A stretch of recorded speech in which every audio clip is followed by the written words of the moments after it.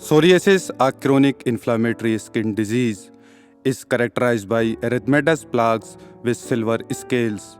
It primarily affects the extensor surface and scalp and has a chronic and fluctuating course. The scales are dry, loose, abundant, and silvery white. Psoriasis is an autoimmune disorder and the most common skin disease worldwide. In India, the prevalence ranges from 0.8% to 5.6%, and in Kashmir, it ranges from 4.6% to 7%. It often runs in families and has a multifactorial inheritance, standing for pain, due to the long and horrifying history of suffering associated with the disease. During the peak prevalence of leprosy from 1000 to 1400 AD, many individuals with psoriasis were subjected to the same brutal treatment as real lepers, forced to carry a bell or clapper to warn others.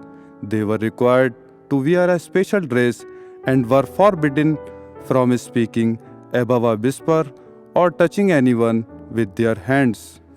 They were even denied the basic human act of sharing a meal with others. The church performed burial services over them and declared them officially dead. In a chilling act, Philip the Fair of France ordered some individuals with psoriasis to be burned at the stake in 1313.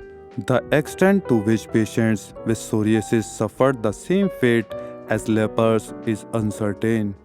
But the confusion between the two diseases persisted for almost 19 centuries.